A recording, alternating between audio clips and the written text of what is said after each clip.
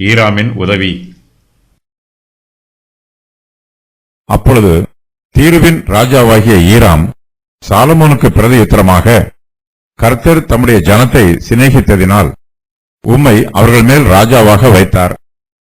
கர்த்தருக்கு ஒரு ஆலயத்தையும் தமது ராஜரீகத்திற்கு ஒரு அரமனையையும் கட்டத்தக்க யுக்தியும் புத்தியுமுடைய ஞானமுள்ள குமாரனை தாவீது ராஜாவுக்கு கட்டளையிட்டவராகிய வானத்தையும் பூமியையும் உண்டாக்கின இஸ்ரவேலின் தேவனாகிய கர்த்தருக்கு ஸ்தோத்திரம் உண்டாவதாக. இப்போதும் ஈராம் அபி என்னும் புத்திமானாகிய நிபுணனை அனுப்புகிறேன். அவன் தானின் குமாரத்திகளில் ஒரு ஸ்திரீயின் குமாரன். அவன் தகப்பன் தீரு தேசத்தான். அவன் பொன்னிலும் வெள்ளியிலும் வெண்கலத்திலும் இரும்பிலும் கற்களிலும் மரங்களிலும் இரத்தாம்பர நூலிலும் இளநீல நூலிலும் மெல்லிய நூலிலும் சிவப்பு நூலிலும் வேலை செய்யவும் சகலவித கொத்து வேலை செய்யவும் என்னென்ன செய்ய வேண்டுமென்று அவனுக்கு சொல்லப்படுமோ அவைகளையெல்லாம் உம்மிடத்தில் உள்ள நிபுணரோடும் உம்முடைய தகப்பனாகிய தாவீது என்னும் என் ஆண்டவனின் நிபுணரோடும் கூட யூகித்துச் செய்யவும் அறிந்தவன். என் ஆண்டவன் தாம் சொன்னபடி கோதுமையையும் வாற்கோதுமையையும் எண்ணெயையும் திராட்சை ரசத்தையும் தம்முடைய ஊழியக்காரருக்கு அனுப்புவாராக. நாங்கள் உமக்கு தேவையான மரங்களை எல்லாம் லீபனோனிலே வெட்டி அவைகளை தெப்பங்களாய் கட்டி கடல் வழியாய் யோப்பா மட்டும் கொண்டு வருவோம். பிற்பாடு நீர் அவைகளை எருசலேமுக்கு கொண்டு போகலாம் என்று எழுதி அனுப்பினான். தன் தகப்பனாகிய தாவீது இஸ்ரவேல் தேசத்தில் உண்டான மறு ஜாதியாரையெல்லாம் எண்ணி தொகையிட்டது போல சாலமோனும் அவர்களை எண்ணினான். அவர்கள் 1,53,600 பேராயிருந்தார்கள். இவர்களில் அவன் 70,000 பேரை சுமை சுமக்கவும் 80,000 பேரை மலையில் மரம் வெட்டவும் 3,600 பேரை ஜனத்தின் வேலையை விசாரிக்கும் தலைவராயிருக்கவும் வைத்தான். சாலமோனின் விண்ணப்பத்தை ஈராம் ஏற்றுக்கொள்கிறார். சாலமோனும் ஈராமின் விண்ணப்பத்தை ஏற்றுக்கொள்கிறார். அவர்கள் இருவரும் ஒருவருக்கொருவர் உதவி செய்வதாக ஒப்புக்கொள்கிறார்கள். தங்களுடைய ஒப்பந்தத்தை உடன்படிக்கை செய்து உறுதி பண்ணிக் கொள்கிறார்கள்.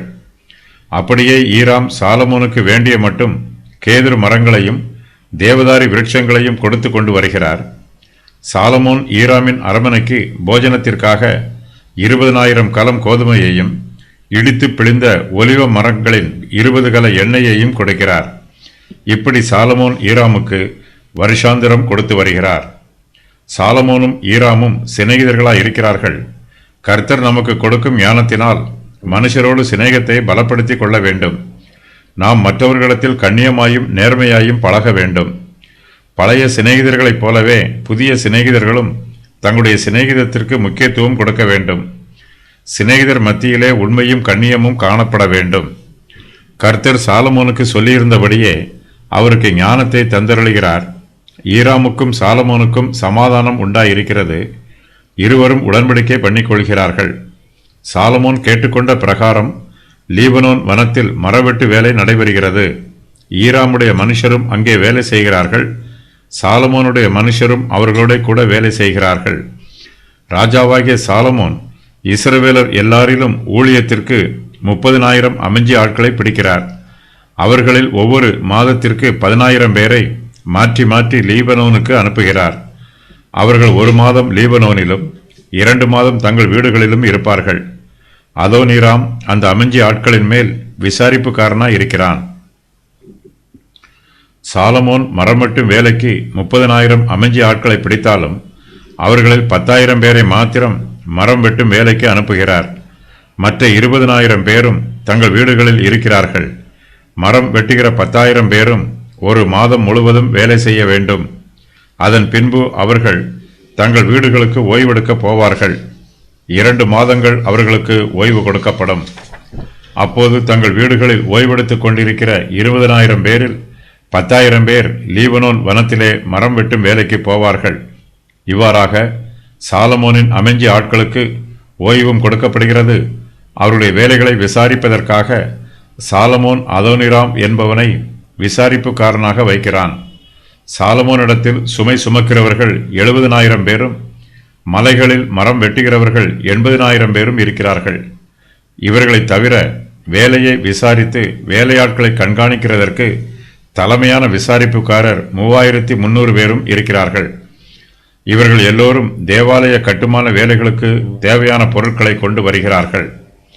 இவர்கள் மரங்களை வெட்டுகிறார்கள், சுமைகளை சுமக்கிறார்கள். சாலமோன் இவர்களை தேவாலய கட்டுமான வேலைக்கும் மற்றும் தான் கட்டுகிற எல்லா கட்டிட வேலைகளுக்கும் பயன்படுத்துகிறார். இவர்கள் எருசலேமிலும் லீபனோன் வனத்திலும் மேலும் சாலமோனின் காணியாட்சிக்கு உட்பட்ட மற்ற ஸ்தலங்களிலும் வேலை செய்கிறார்கள். சாலமோன் அந்த கேசேர் பட்டணத்தையும் கீழ்பெத்தரோனையும் பாலாத்தையும் வனாந்திர வெளியில் உள்ள தத்மோரையும் தனக்கு இருக்கிற ரஸ்துக்கள் வைக்கும் சகல பட்டணங்களையும் ரதங்கள் இருக்கும் பட்டணங்களையும் குதிரை வீரர் இருக்கும் பட்டணங்களையும் எருசலேமிலும் லீபனோனிலும் தான் அரசாண்ட தேசம் எங்கும் தனக்கு இஷ்டமானதையெல்லாம் கட்டுகிறார். தேவாலயத்திற்கு அஸ்திவாரம் போடுவதற்கான ஆயத்த வேலைகளை சாலமோன் மேற்கொள்கிறார். கட்டிடத்திற்கு அஸ்திவாரம் மிகவும் முக்கியமானது. அஸ்திவாரத்திற்கு தேவையான கற்கள் எருசலேமுக்கு கொண்டு வரப்படுகிறது. ஆலயத்துக்கு அஸ்திவாரம் போட பெரிதும் விலையேற பெற்றதுமான கற்களை கொண்டு வர சாலமோன் ராஜா கட்டளையிடுகிறார். தேவாலயத்திற்கு அஸ்திவாரம் போடுகிற வேலையில் சாலமோன் நேரடியாக ஈடுபடுகிறார். அஸ்திவாரம் ஆலயத்திற்கு மிகவும் பிரதானமாக இருக்கிறது. அஸ்திவாரத்தில் போடப்படும் முதலாவது கல் ஜெபத்தோடும் துதியோடும் போடப்படும். சாலமோன் தேவாலயத்தின் அஸ்திவாரம் போடுவதற்கு பெரிதும் விலையேற பெற்றதுமான கற்களை பயன்படுத்துகிறார். அஸ்திவாரம் பூமிக்கு அடியிலே இருக்கும். அதை நம்முடைய பார்க்க முடியாது. அஸ்திவாரத்தில் போடப்பட்டிருக்கிற கல் சாதாரண கல்லா அல்லது பெரிதும் விலையேற பெற்றதுமான கல்லா என்பதை நம்மால் பார்க்க முடியாது.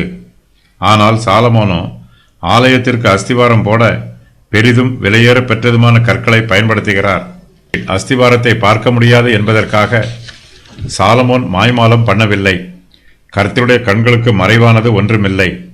நம்முடைய ஆவிக்குரிய ஜீவியத்திலும் அஸ்திவாரம் உறுதியாய் இருக்க வேண்டும்.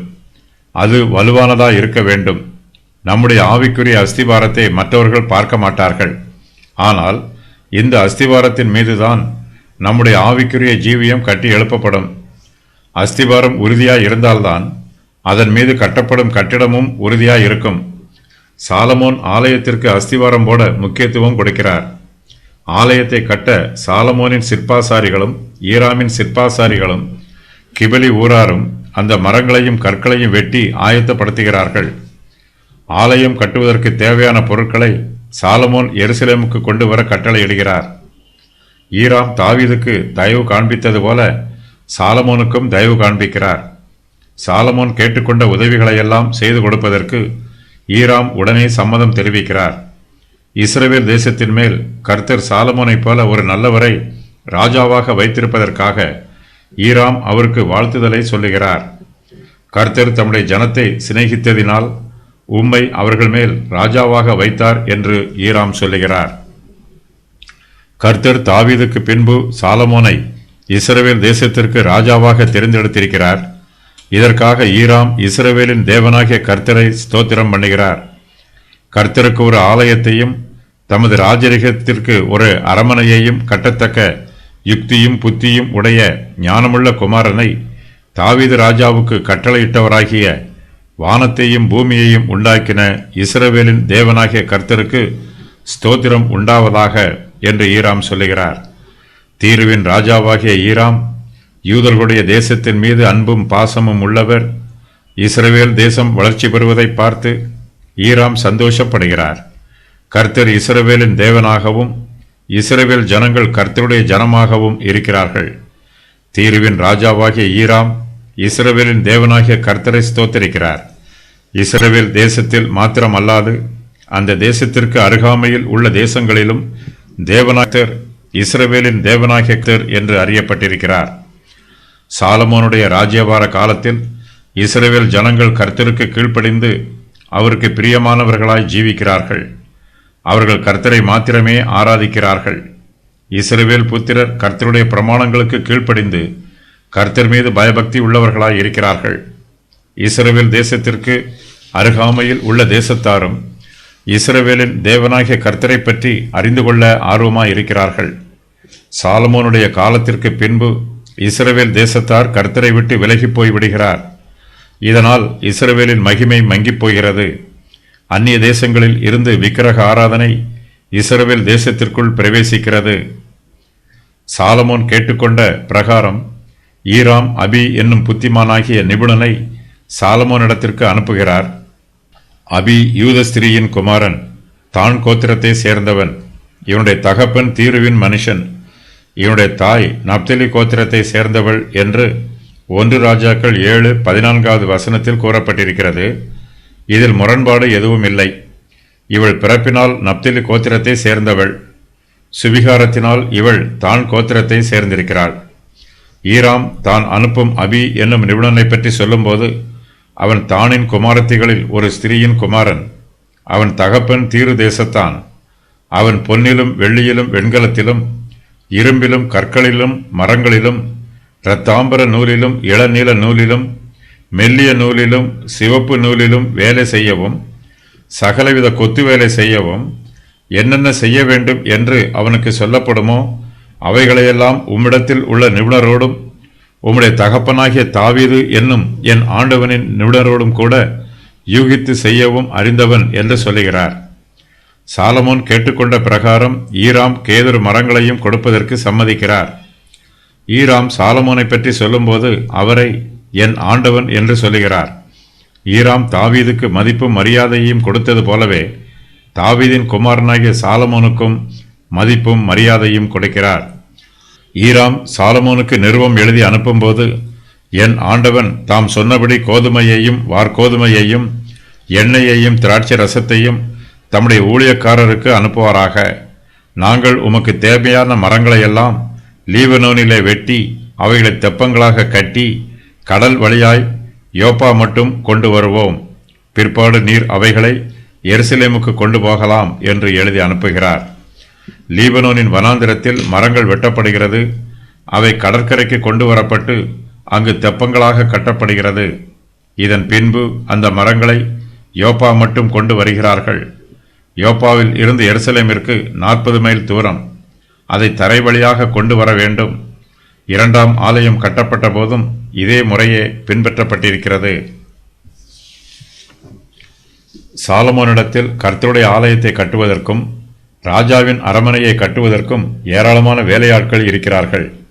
தன் தகப்பனாகிய தாவீது இஸ்ரவேல் தேசத்தில் உண்டான மறுஜாதியாரையெல்லாம் எண்ணி தொகையிட்டது போல சாலமோனும் அவர்களை எண்ணுகிறார். அவர்கள் 153,600 பேராய் இருக்கிறார்கள். சாலமோன் இவர்களில் 70,000 பேரை சுமை சுமக்கவும் 80,000 பேரை மலையில் மரம் வெட்டவும் 3,600 பேரை ஜனத்தின் வேலையை விசாரிக்கும் தலைவராய் இருக்கவும் வைக்கிறார். தேவாலயம் கட்டுவதற்கு சாலமோன் 1,53,600 பேர்களை வேலைக்கு அமர்த்தினார். இவர்கள் எல்லாம் அந்நிய ஜாதியார். இவர்களை தவிர இஸ்ரவேல் புத்திரரில் 30,000 பேரையும் வேலைக்கு அமர்த்தினார். இவர்கள் 10,000 பேராக ஒவ்வொரு மாதமும் தேவாலயத்து வேலைகளை செய்தார்கள். இவர்கள் மேல் தலைவராக 3,600 பேரையும் எண்ணி ஏற்படுத்தினார். இவர்களை கண்காணிப்பதற்கு 250 தலைவர்களையும் நியமித்தார். ஆக மொத்தம் தலைவர்களின் எண்ணிக்கை 3,850 பேர் ஆகும்.